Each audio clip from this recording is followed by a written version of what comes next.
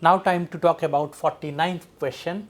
Let f from 0 to infinity to r be a differentiable function such that f dash x equals 2 minus fx by x for all values of x in the interval 0 to infinity, and f1 is not equal to 1. Then 4 options are given with limiting values. Let's start this one.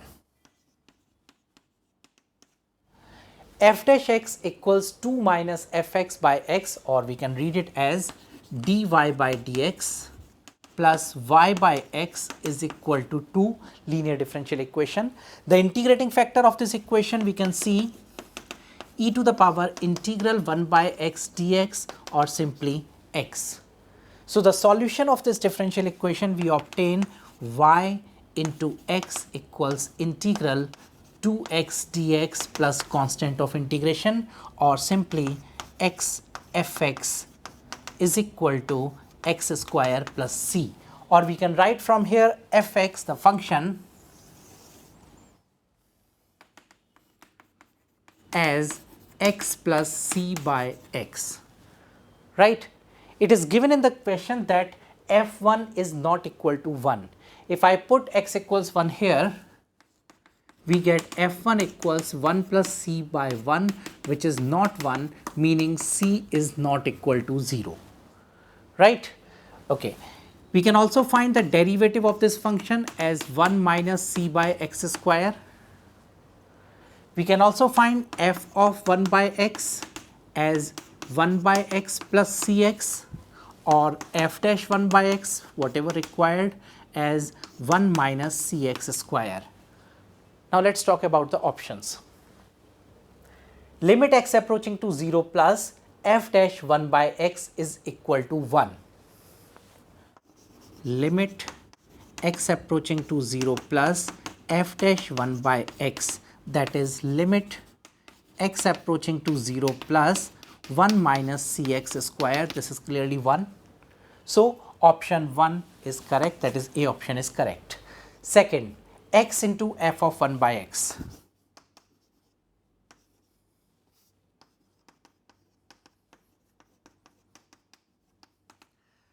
This gives me 1 plus cx square under the limit x approaching to 0 plus, this is also 1. So clearly option B is not correct. Next, x square f dash x.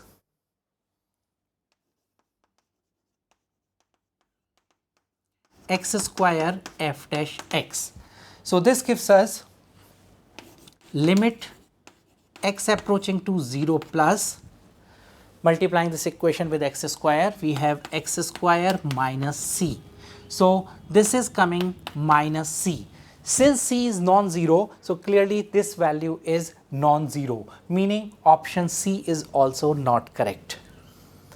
Option D is about mod fx less than equal to 2, meaning that the values for fx are lying in the interval minus 2 to 2, means they are talking about the function being bounded in the given interval.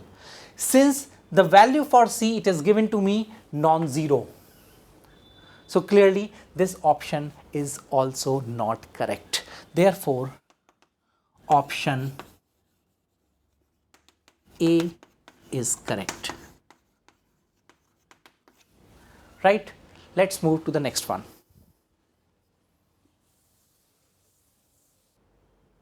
Okay, let's take question number 50.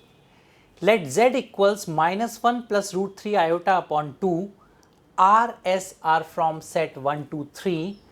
Matrix P is 2 by 2 matrix given to me. Total number of ordered pairs for which P square equals minus I. I is identity matrix of order 2 is. So let's start this one. P is given to us matrix minus z to the power r, z to the power 2s, z to the power 2s, and z to the power r, and p square is minus I. So simplifying, p square equals minus I, we get minus z to the power 2r plus z to the power 4s is equal to minus 1, and we get minus z to the power r z to the power 2s plus z to the power 2s into z to the power r equals 0, equating the elements of these two matrices. This is clear? Okay.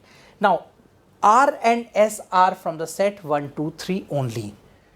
Z is given to me -1 plus root 3 iota upon 2. We can consider this one as omega, where omega is a cube root of unity. So, substituting here as omega for this equation, say 2, we can see here first z to the power r, z to the power 2s coming as common, -1 to the power r plus 1 is 0, meaning that r must be odd, meaning r can be 1 or 3. When r is 1 in this equation 1, we get therefore z square, because r is 1 minus z square meaning z square plus z to the power 4s is equal to -1. As z meaning omega, as I said earlier, so we have z to the power 4s equals -1 minus omega square, that is equal to omega. So, s must necessarily be 1. If I consider r as 3, then I observe on substituting here r as 3, I am getting minus z to the power 6, which becomes 1, plus z to the power 4s is equal to -1, meaning z to the power 4s is coming to be -2, which is not possible, meaning this case is not possible. So, only one ordered pair is possible. So, the correct solution for this question is 1, right? Okay, let's move to the next one, that is question number 51. Total number of distinct x from the set of real numbers for which this determinant is equal to 10. Let's try this one. We can break it into two determinants, x square 1, 2x, 4x square 1, and similarly the third one. Take x and x square common from the first two. So, we have x cube times 1, 2, 3, 1, 4, 9, 1, 1, 1 plus. Similarly, from the second one, we can see x square, x cube coming out common, that is x6. We are left with 1, 1, 1. In the next one, we see 2, 4, 8 means 2 can be taken common. 3, 9, 27, 3 can be taken common. So, we have 6 outside and 1, 2, 4, 1, 3, 9 equals 10, right. So, here we can see this one in the form of 1, 1, 1, a, b, c, a square, b square, c square form, and whose solution is a minus b, b minus c, c minus a. So, this gives me x cube multiplied with a minus b, that is 1 minus 2, 2 minus 3, 3 minus 1 plus 6x cube x6 multiplied with same thing -1 and 2 is equal to 10, or the equation changes to 12x6 plus 2x cube is equal to 10, that is 6x6 plus x cube minus 5 is equal to 0. We can factorize it as x cube plus 1. We can see that when we substitute x cube equals -1, this is 6 minus 6 equals 0. So, x cube plus 1 is a factor of it, right. And next we can see here as 6x cube minus 5 equals 0, clearly giving me two solutions, one as -1, other as 5 by 6 raised to the power 1 by 3. So, the number of solutions we obtain 2. So, the correct answer for this question is 2. This is clear? Okay, let's move to the next question.